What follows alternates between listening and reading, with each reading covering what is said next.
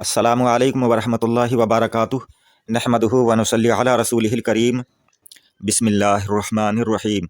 बनी इसराइल में एक बादशाह था, उसकी एक बेटी थी, लेकिन वो लड़की, वो शहज़ादी बहुत ही नेक, इबादत गुजार और सालिहा थी। जब वो शहज़ादी जवान हो गई तो एक शहज़ादे ने उससे रिश्ता मांगा, निकाह की, शादी की बात की। इस पर उस शहज़ादी ने उस शहज़ादे से शादी करने से इनकार कर दिया। उसके बाद उस शहज़ादी ने अपनी हमराज एक कनीज़ से कहा, अपनी एक खादिमा से कहा कि मेरे लिए एक फ़कीर, गरीब, मुफलिस लेकिन नेक और आबिद इंसान को तलाश करके लाओ। कनीज़ गई और एक बहुत ही नेक और अल्लाह वाले इंसान को, लेकिन बहुत ही मुफलिस और फ़कीर था, उसे ढूंढकर वो शहज़ादी के पास लेकर आई। वो फ़कीर जब शहज़ादी के पास पहुंचा तो शहज़ादी ने उससे पूछा कि क्या तुम मुझसे निकाह करना पसंद करोगे? अगर तुम मुझसे निकाह करने के लिए राज़ी हो तो हम अभी काजी के पास चलें और हमारा निकाह हो जाए। फ़कीर ने उसको मंजूर कर लिया और फिर ये दोनों, शहज़ादी और वो फ़कीर, काजी के पास गए और काजी साहब ने उन दोनों का निकाह पढ़ा दिया। निकाह हो जाने के बाद शहज़ादी ने कहा अपने शौहर से, उस फ़कीर से, कि अब आप मुझे अपने घर ले चलो। फ़कीर ने जवाब दिया कि अल्लाह की कसम, इस वक्त मेरे जिस्म पर जो ये कंबल पड़ा हुआ है, इसके अलावा मेरे पास कुछ भी नहीं है। उस फ़कीर ने कहा कि मैं इसी को दिन में पहनता हूँ और रात को इसी को ओढ़ लेता हूँ। शहज़ादी ने कहा कि कोई बात नहीं, मैं तुम्हारी इस हालत पर राज़ी हूँ।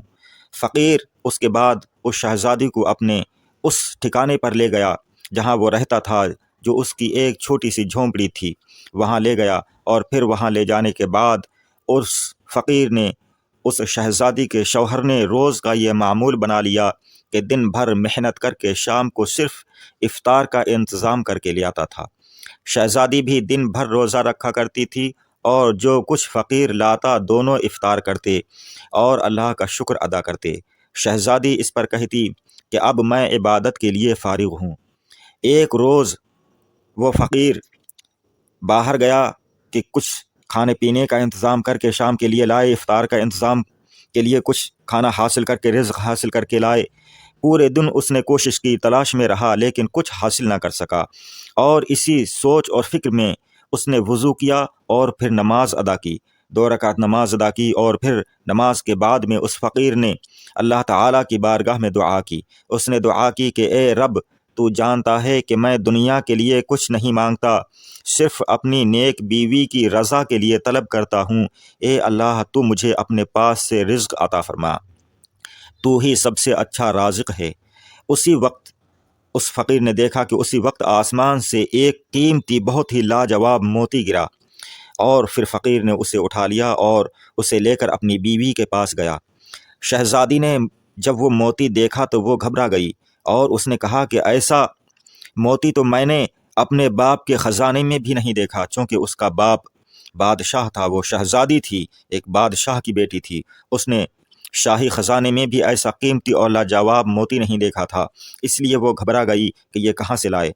और उसने अपने शौहर से जब पूछा तो उसके शौहर ने सारा वाक़या बयान कर दिया कि अल्लाह रब्बुल इज़्ज़त की बारगाह में मैंने इस तरह से दुआ की और फिर अल्लाह रब्बुल इज़्ज़त ने मुझे ये अता फ़रमाया है। शहज़ादी ने कहा कि ए मेरे शौहर, उसी जगह फिर जाओ जहाँ तुमने दुआ की थी और अल्लाह की बारगाह में गिड़गिड़ा कर ये दुआ करो कि ए अल्लाह, ए मेरे मालिक, अगर ये शय तूने हमें दुनियावी रोज़ी बनाकर नाजिल की है तो हमें इसमें बरकत दे, और अगर हमारे ज़ख़ीराए आखिरत से अता फ़रमाई है तो इसे उठा ले।